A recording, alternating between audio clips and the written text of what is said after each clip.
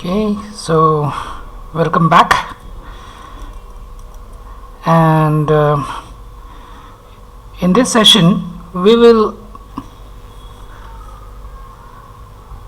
look into the different AWS services that is been provided by the AWS cloud provider. Okay.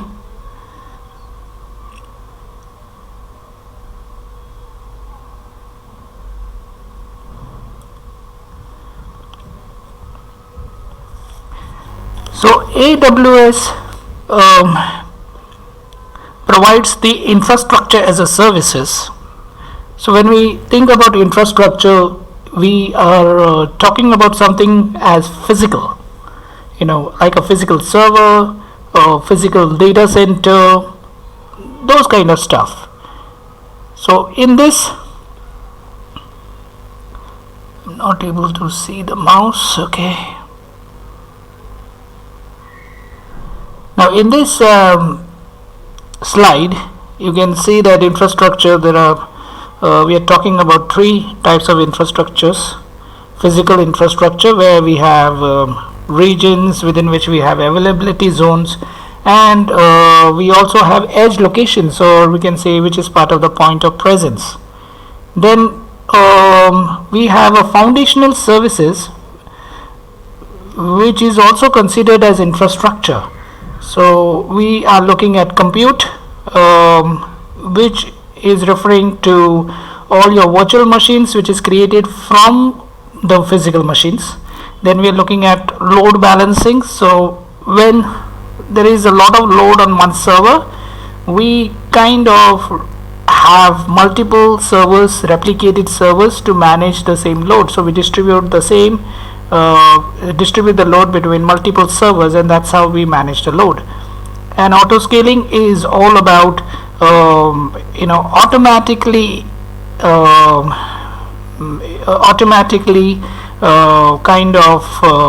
running the load balancing feature. So we can configure the AWS to say that in case if the load increases, then automatically scale and have at least 2 servers available all the time, and do not go more than 10 servers at any point in time. So we need to keep that limit, so the lower limit and the higher limit, to restrict the cost of the servers that we use.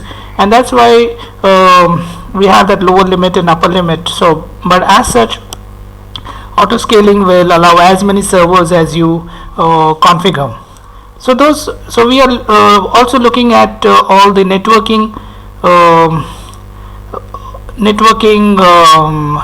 services, through which you can create kind of a network of computers. And so when we say computers, I'm talking about machines. And the services also cover storage, something like a hard disk, or something of that sort. So and the third point is infrastructure is provided on demand, that is available within seconds with pay as you go. So we have already spoken about pay as you go model, where we can quickly create all this compute, networking and storage services in any region, in any availability zone. And we can also use the edge locations to ensure that our data reaches faster to the customer. When we look at AWS platform as a services, so that is at a high level infrastructure as a service, and the next one is platform as a service. So in platform as a service, we are looking at something databases. So it's an application which provides the platform to create a database. So in this case, we have different types of databases like relational, NoSQL, and databases that supports caching.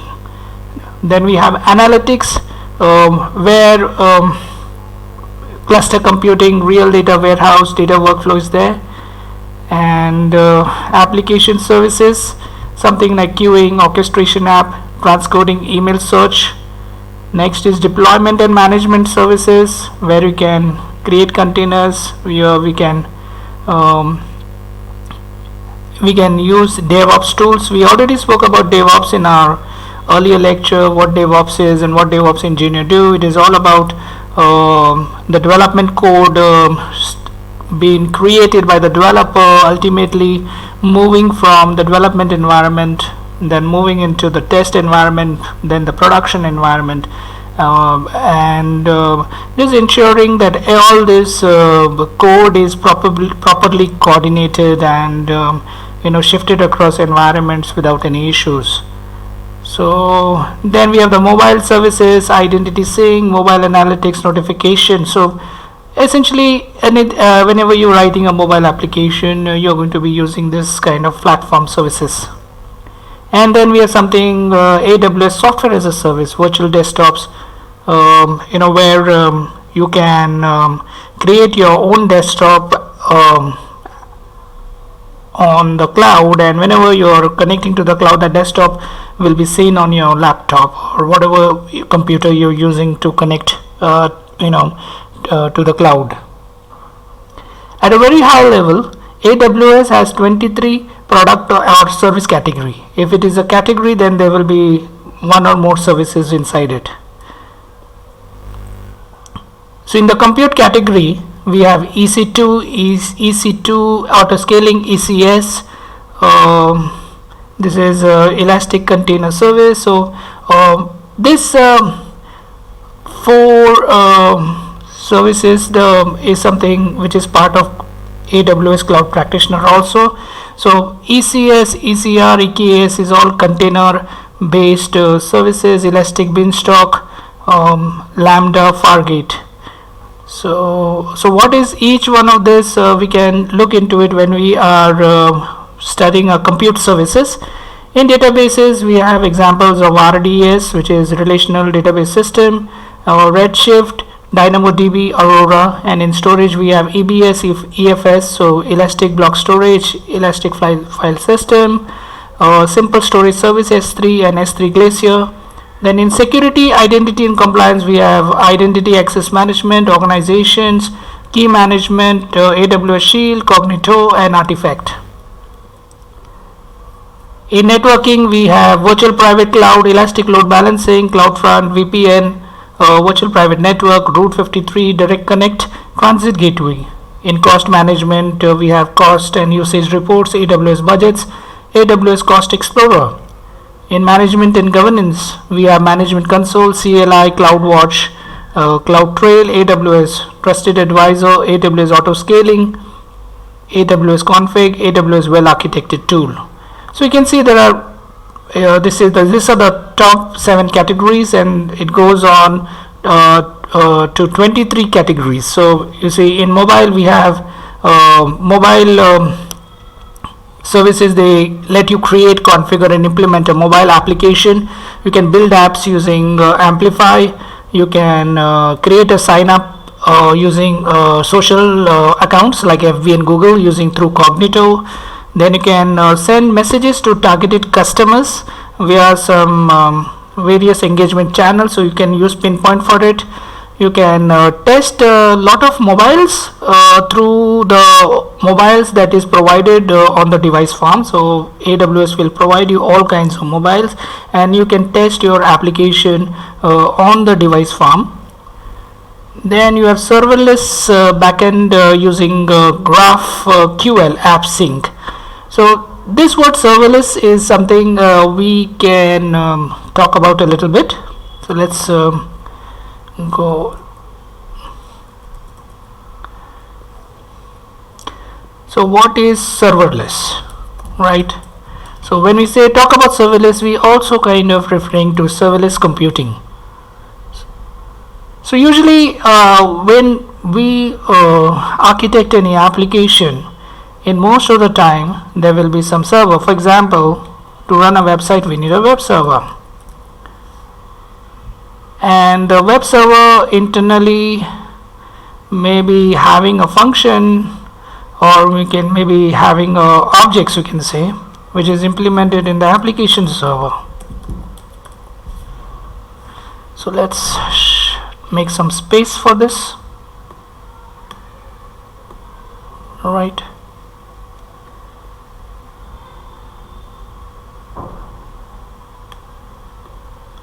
let's show this. So we have a web server, application server, and we have database server.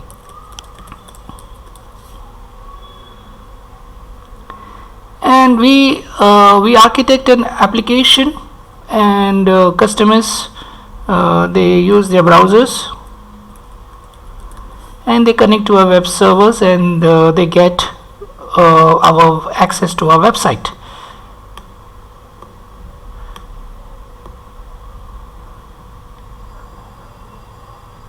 Okay, so let's make it thick.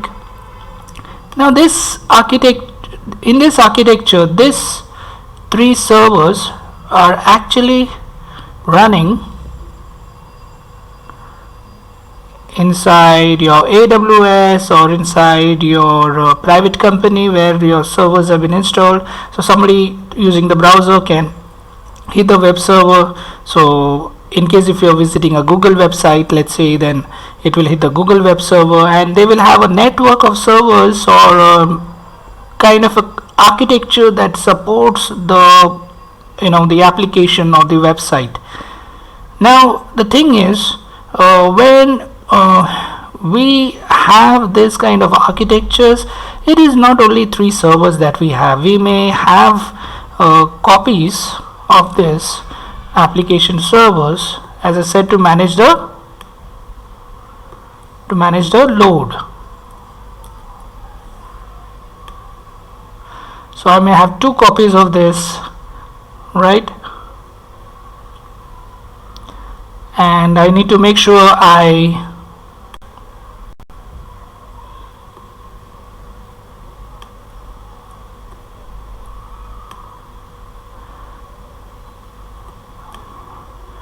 have enough servers to manage the load.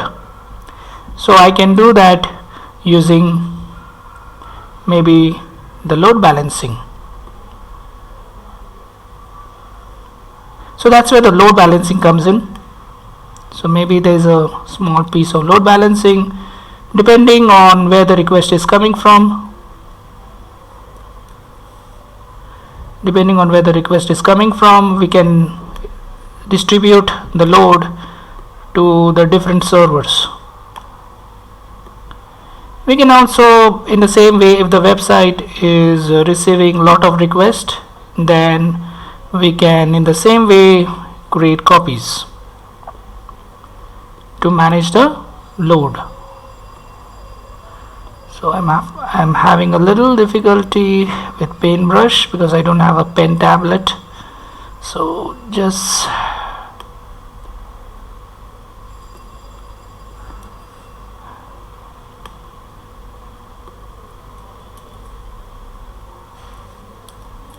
okay, so we can, as I said, to manage the load, I can have multiple web servers, and these servers, not necessary that in AWS they can be, as I said, in different availability zones, in different regions, right?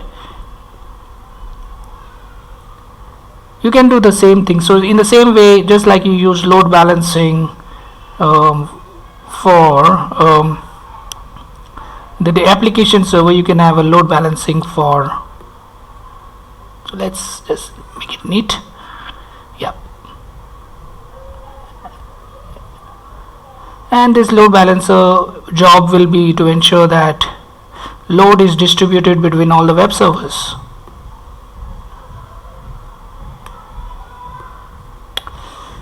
In the same way, if there is a lot of requests going to the database, we can duplicate it.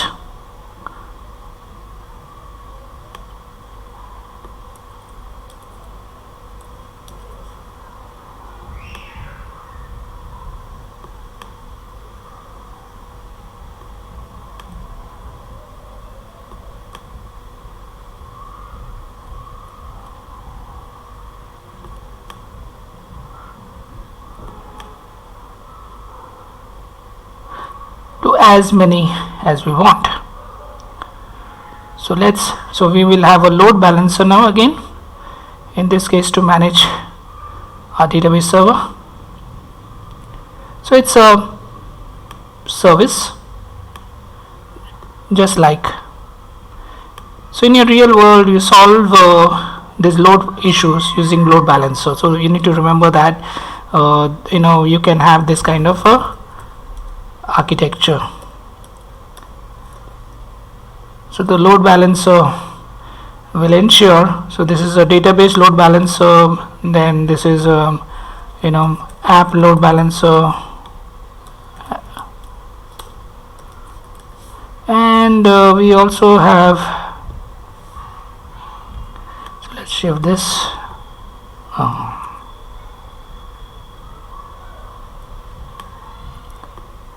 So we have a database load balancer,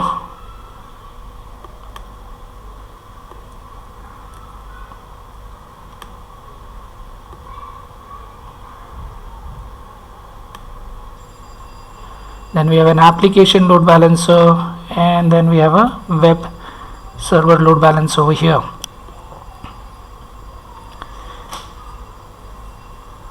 So now if all over the world, as I said, people are hitting your website, so let's say this is the world,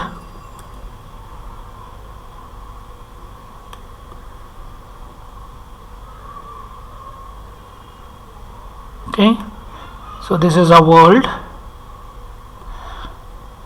and everybody is accessing the website. Let's say there is 1 billion website request.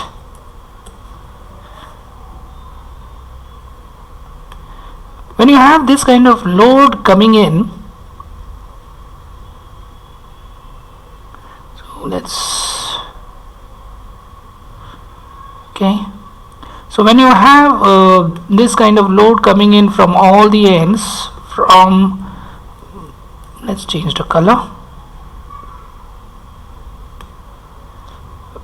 from all over the world, if you have a single web server, of course it will crash. We have 1 billion requests coming in, and that's why the load is distributed between different web servers. So we have created that kind of an architecture, right? We are ensuring we have load balance in place, we ensure we have auto scaling in place. Auto scaling means, as I told you, we automatically we ensure that we say that I want anything between 2 to 10 servers all the time, which means 2 servers will be always be available, no, irrespective of any number of website hits. But if the load increases, increase it to 3, if required increase it to 4, if the load is reducing, then decrease it to 2, and if the load increases again a lot, maybe you can go up to 10 servers. After 10 servers, you may say no, beyond 10 servers I don't want to support. On the application server, in the same way, you can configure the auto scaling. The load balancer looks into this the load balancer will look into how you have configured your auto scaling, because based on that it may scale your database, it may scale your application. Auto scaling is a configuration of how what is your scaling policy. Minimum 2 servers, 10 servers, or it can be 1 or 0 to I wouldn't say 0, but at least 1. So we need to have at least 1 server to take in your request, and after that you can scale it to as many servers as you want.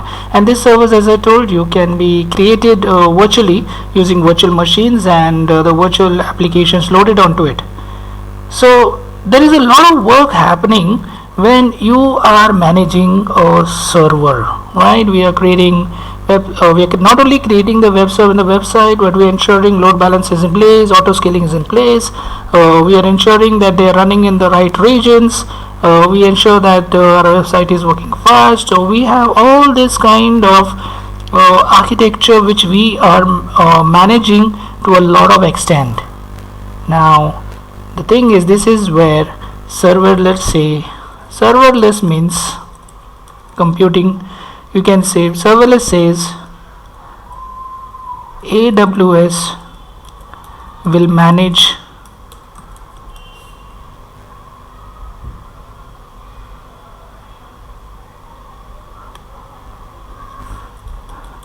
the servers. It will decide on its own how to load balance, and it will decide on its own how to auto scale. You just need to ensure that you're going in for a serverless computing solution. So first let us save this. So this is how server architecture normally works, where we can see we have access to all the servers, we can see how things are working, we can configure it, and we can so just hold on.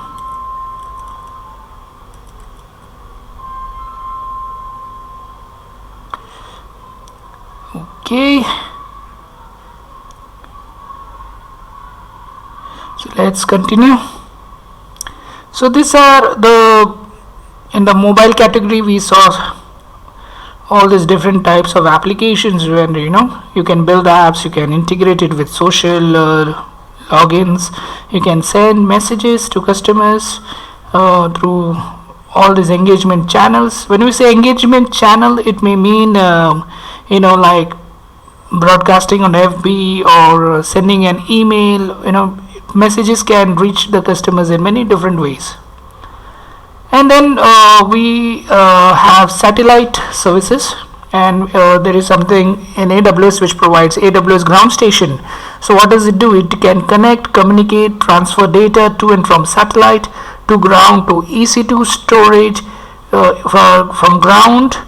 So it goes from satellite to ground station to EC2 to storage. So this particular line, this is an architecture actually, you see. So let's so sorry, I think I was talking about serverless. I'm so sorry. Yeah, so let's talk about serverless before I go into serverless. So in this, now we were talking about how all the servers are created, and everything has to be mentioned by you, right? In serverless, AWS will manage the server. So how does that work? So let's so the way it works is the same diagram.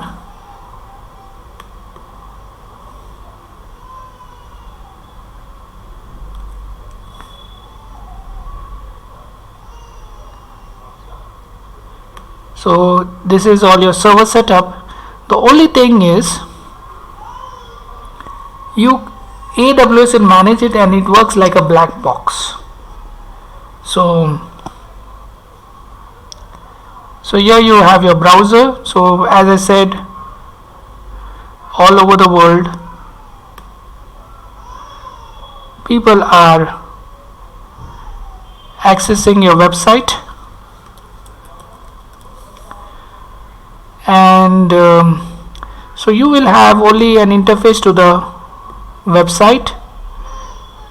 Internally there will be a web server, there will be an application server, there will be a database server which will be scaled automatically as per the load that is coming in. You don't have to configure the loading aspect.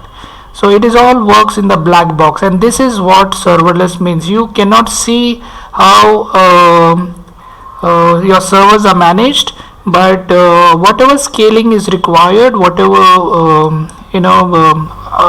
servers have to be added or reduced, it will be taken care by AWS, and this is what serverless computing is all about. It makes your architecture more simple.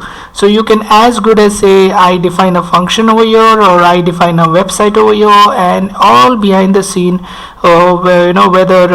whether the server has to be created in a different region or a different country, everything is going to be taken care by AWS, and this is what serverless computing is all about. It makes the life of the developer, of the architects, very easy. AWS will manage all this hard work for you, and that is what serverless computing is. So just remember this. So serverless computing is also, you can say, a managed service. Whenever AWS is doing some things like this, it is AWS managed service. The difference between managed and unmanaged is, managed is something, when we say a managed service, means managed by AWS. Everything is managed by AWS, in fact. So remember that word, everything is managed by AWS. So if somebody says this service is a managed service, it means there are a lot of things which AWS is managing on its own, and you don't have to worry about it. Okay, so that is what serverless computing is all about.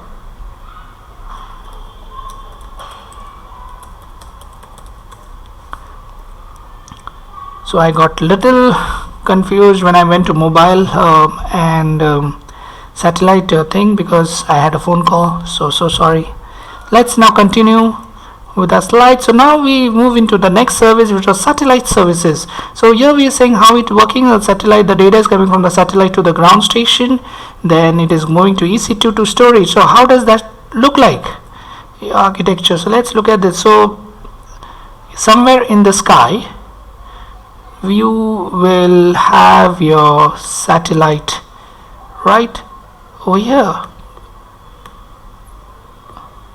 Now you are on the ground, right over here. This is your ground station, and somebody,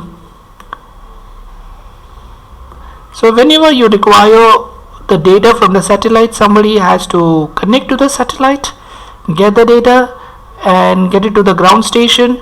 This ground station will store it in their own servers, right? So I may have so this is a ground station,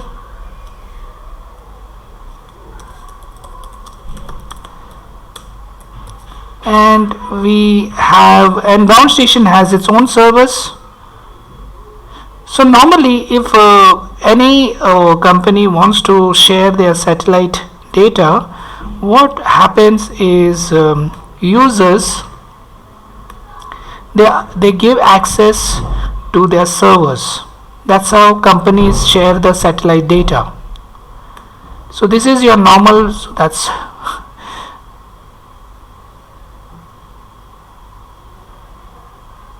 so let's use a different color. So this is how data travels from the ground station server to you, and then you can do whatever you want with the data, right? So this is your normal satellite architecture, how data has been pulled and how you're getting the data. It goes from the satellite to the servers at the ground station, and from the ground station you can pull it into your own applications. But what we are talking about over here is not only AWS is having its own ground station. So AWS now if you wanted to connect to satellite, if you wanted to have a ground station, you would have to apply, right? You'll have to apply and put an application. I want an access to the connect to the satellite, I want access to the ground station. There is so much of formalities, and you may run into a lot of setup issues, right? So but how things are making easier, AWS has its own ground station, and it can connect to which all satellites. It can connect to all satellites which are in the low Earth orbit, to all non-geostationary Earth orbit satellites. It can connect to medium Earth orbit types of satellites, which is in the bands of SNX. So if you're doing your satellite data processing, you can use this particular AWS service. But there is something more. You not only AWS has its own ground station, but it says you can transfer the data to EC2. Now what is EC2? EC2 is all your machines, right? So you don't have to pull the data into your so let's erase this first, right? Let's take a little big eraser. Can we have a little big eraser?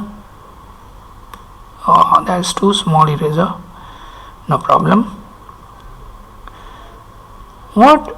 You don't have to pull that directly from the server, because that also requires a lot of coding, right? So you can configure AWS to pull the data into the AWS global infrastructure. How cool is that? What is the global infrastructure? So we have all our regions. Whichever region you want the data in, you can bring in. Whichever availability zone you want the data in, you can bring in there. You can create a EC2 machine, you can create a database and storage space for all your data, and your data can be configured to be shifted or copied or moved to this area, and from here you can connect using the click of a button. So that's I found this service very cool, because until now, if I had to write an application that dealt with satellites, it would have meant a lot, of work, and we don't know whether when we do things on our own, there is a lot of chance that things do not work, or there is a lot of errors, there's time consuming. But here with the AWS satellite services, you can do it so easily. So you see, the power of cloud is slowly getting into each and every area. We looked at the mobile services. We are looking at the satellite services. So it's really cool, right?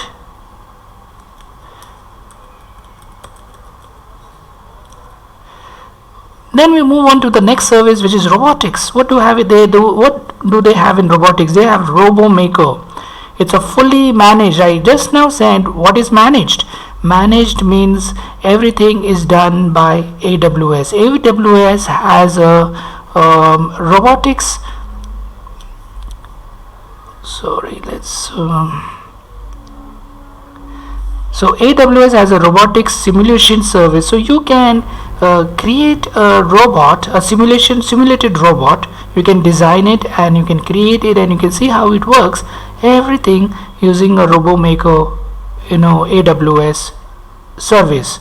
So they use an open source operating system which is called robotics operating system, where you can test communicating with all the sensors, controlling actuators. You can integrate with ML service to help the robot learn.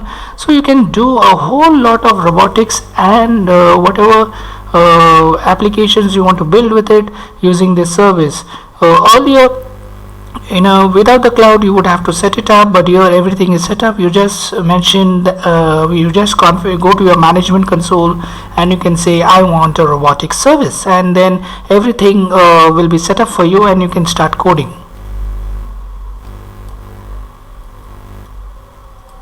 Then we look into Internet of Things, where all the sensors are there. So we have an IoT core which can connect to billions of devices to your application. So you have, let's say, you're running you have all these sensors all over the place, all over the world, and you want to collect the data. How are you going to collect the data? How are you going to connect to this device? How are you going to update the device with your softwares? How are you going to do all that? How are you going to monitor? Now with cloud, with AWS cloud, you have this central place through which you can create all the applications connecting to these devices. You can update the device. So what all you can do over here, you have IoT core connecting billions of devices to your applications running in AWS, and then you have microcontroller operating system for low powered edge devices which easily connects to AWS services. So low powered edge device means, as I told you, edge means running on the periphery, which means in terms of IoT, these sensors are running somewhere inside your self-driving cars, or they are running in your planes. They are closer to the device, so that's why they are called edge device, and they are low powered. So So AWS provides you, this operating system also free RTOS. And then you have IoT Greengrass. What is that? So it empowers local data processing on devices even when internet is not provided, without compromising connecting to AWS services. Now this is very interesting actually. That's what I've I'm just teaching little bit of architecture over here, because you will understand not only the power of cloud, but understand how easy it is to create things, how things work. So there's a lot of benefit when you understand all these things. So sensors are something like, let's say you have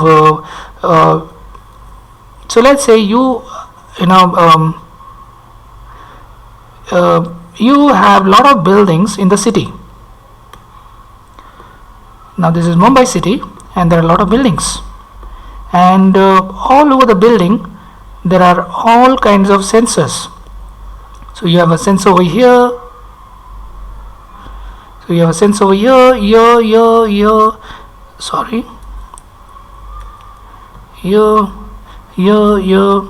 So let's say you have light sensors.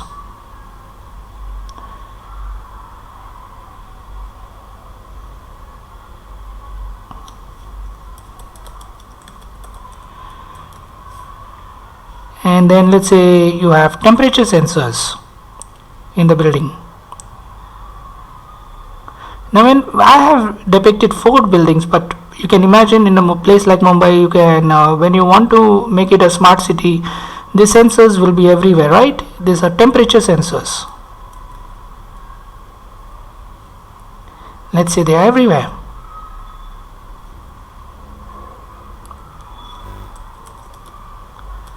And there are many types of sensors that you can integrate.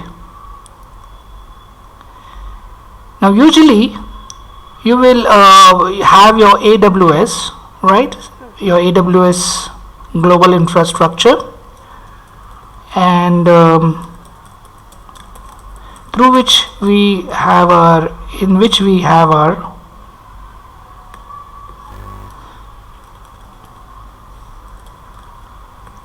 AWS services that we are looking at right now. And one of the services is what? Is IoT Core, which can connect to all the devices. All these sensors that we have all over the place, it's connecting, right? You can think of all the lines. There's a connection. Data has been pulled from all the sensors, and that's how things are working, right? At a very high level, this is how it works. Billions of devices have been connected over here, and we just now heard about IoT Greengrass. So what was IoT Greengrass, and why I personally felt it was something cool? So let's say it says local data processing. Now the thing is, in IoT, the connection has to be live, right? If the data, what is happening on this line, right?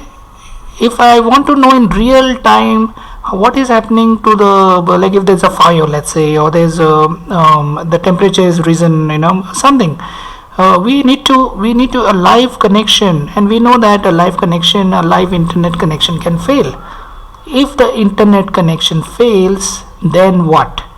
This line is failed. How do you work in that case? And that is where Greengrass is making sure that these sensors can store the data locally over here on the local device, and when the connection is live, you are back to pull and sync the data, and the operations continue. So you don't lose the data, local data, which was collected when the IoT network failed. So it's a very cool architecture, I felt, and but the idea is how easy it is to create an IoT application. So when you are looking at cloud, you need to think about what I want to do in cloud. Do I want to be a cloud architect, if I want to be an architect, let's say, or if I can also choose any one area, like I can choose IoT, I can choose robotics, I can choose machine learning, I can choose mobile. We require cloud engineers who can architect this, program this, right? And AWS makes it very easy. Most of the hard work is done by AWS. Many of the services are managed, so you don't have to worry about how to scale it. AWS will take care of it. So that is all about IoT services, and we spoke about IoT green grass as well in this. So there are, in the same way, we have so many other services: IoT one click, IoT analytics, IoT button, IoT device defender, IoT device management, IoT events. This is something else which I liked, media services from the AWS. So there is a transcoder, so we can convert from one media type to another media type to support various devices, right? So let's say you are broadcasting on TV, on mobiles, so each type of devices will require appropriate type of video conversion. So, and all this is done automatically by the transcoder, depending on whom the video is sent to. So that is very cool. Then we have a media connect.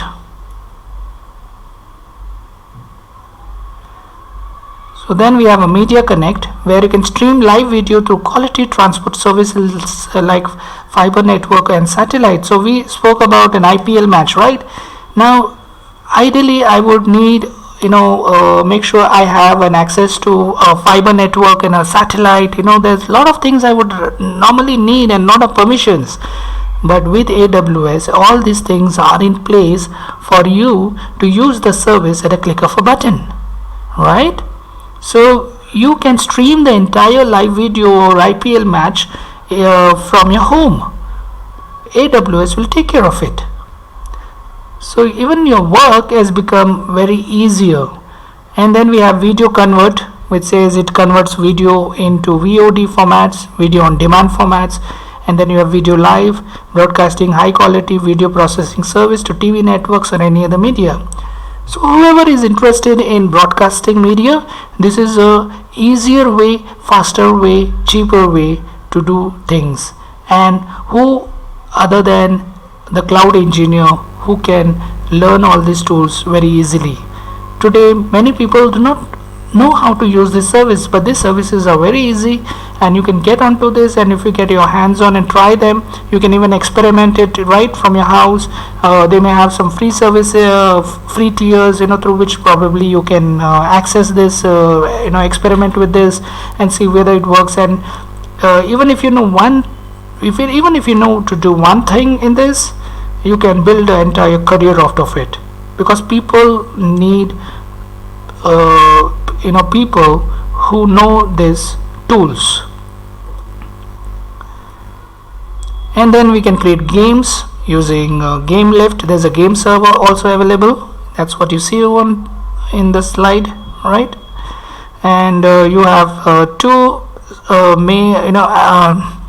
two services. One is a game lift, which is a game server, and one is your Lumberyard, which is a free cross-platform game engine which developers can code on.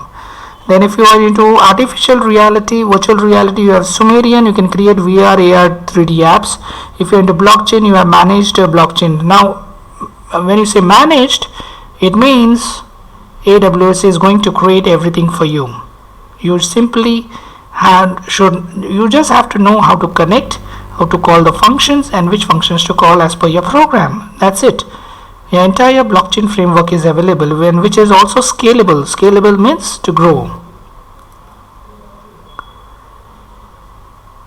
Then you have the analytics service. We have Athena, Elastic MapReduce.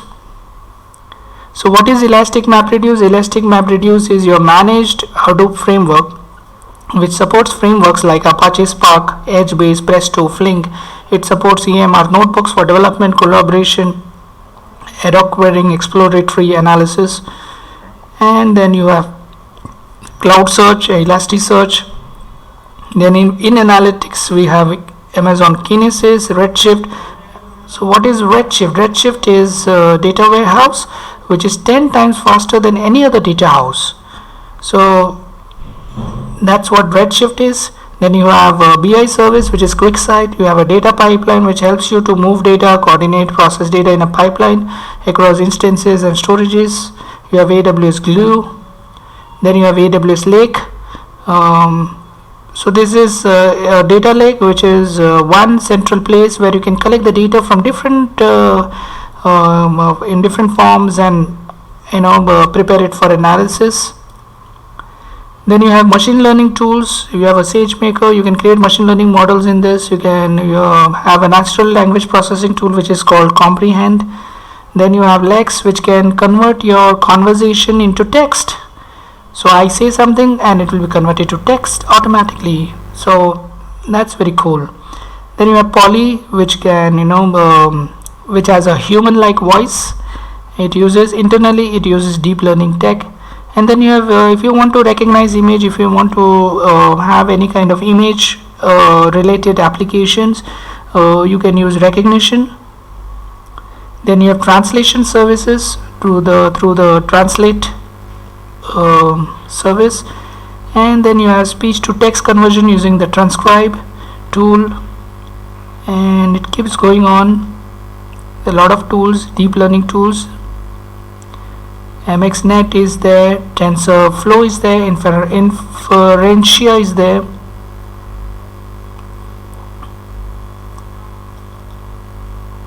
In this migration and transfer services, you can transfer a database, transfer a server. So we can transfer petabyte amount of data. So we can talk a little bit on this. I found this also very interesting because let's say you want to move a company.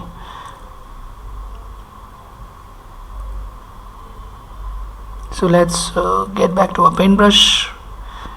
Let's create a new. See, not everybody has got are using cloud services.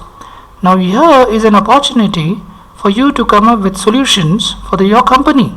What all things can move to cloud? So let's say what all the company has. As we said right in the beginning, a normal companies have servers, have applications, right? Have databases, have networks, have user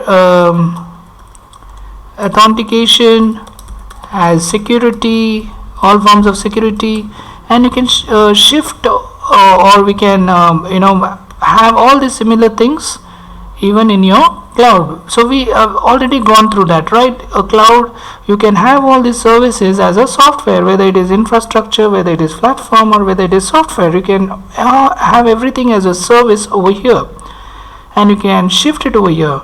But this tools is what is like a magic service, right? It can, one is your database migration tools.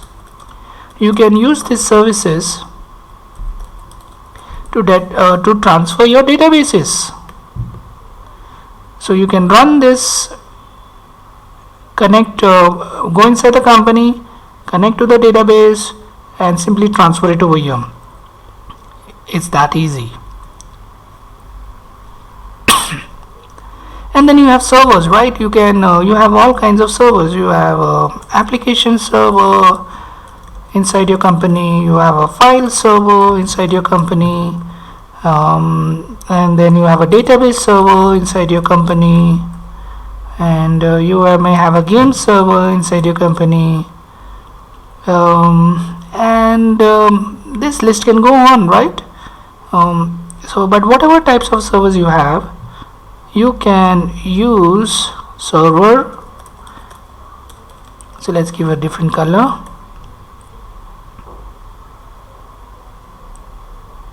So you can use server migration services, right?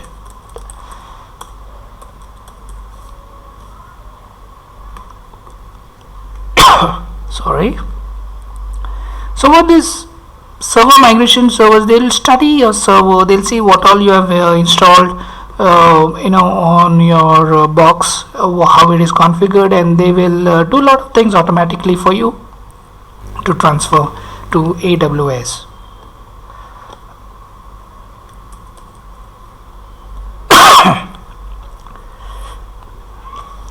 So this is one of the beginning steps that one has to consider, because not everybody is into cloud, and this is one of the first thing we have to educate people that how it can do. But before we educate, we have to understand how things are working, and that's where the skill set is. If you learn these tools, you are you become an expert in this, and that is what the all the jobs are all about in cloud. Cloud jobs are all about can you move me to the cloud, how it is to be done, what type of services is there in the cloud. So you can come up with your own solutions, an architect, and say, oh yeah, we can use database migration services to move all your databases inside your company. This is a very big task, and if you know it, and AWS, as I told you, makes it easier for you to start a service, and everything is set up inside the AWS automatically for you. If it is a managed serverless service, then all the more good. AWS will manage almost everything for you. So this was something which I found interesting, and something which ideally I would think people would need in the beginning, when not everybody is in the cloud. Once you're inside the cloud, then you can keep growing over here. So if you so this is another thing which I found interesting: pager type, transfer of data. So what if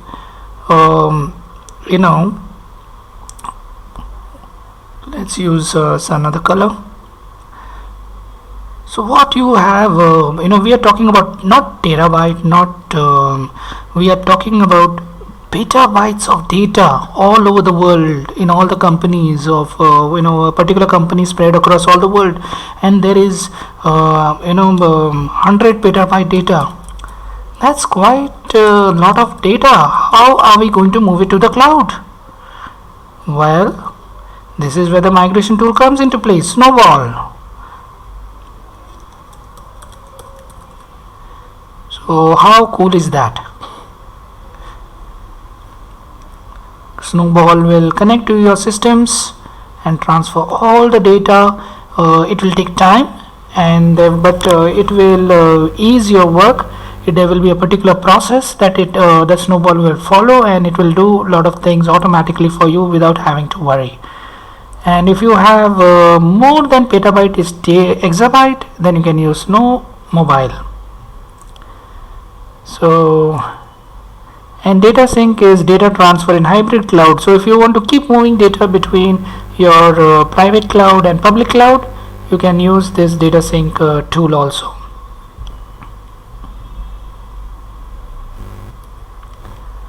And then you can transfer all your files using SFTP, and you see many other things. These are all the DevOps tools. You have a code commit, code build, code deploy, code pipeline, code star. So you have Corretto, Cloud9, X-Ray. So you can not only do all your development activities on the cloud, but you can manage the entire DevOps process of code build, deploy into different environments easily. And let's say you want your own call center, so you can have all the softwares available through the cloud, which will manage all your call centers, and as many customer service representatives you have, it will grow automatically. To set up a call center is very costly, and you can use this kind of services to build your own call center. You can use a simple email services where you want to send emails to millions of people. You can use a simple email service. And in end user computing, you can create the desktops where a person, let's say I go in I'm working in the office and I'm connecting to a lot of databases inside my company and as well as inside my cloud. And I'm working on my desktop. I saved all the data. I'm running some applications on my desktop. Now, if I go to a different location, I may not be able to carry my desktop, but I can make sure my desktop copy is in the cloud, and wherever I go to whichever place, I can download the desktop onto my laptop and work through it.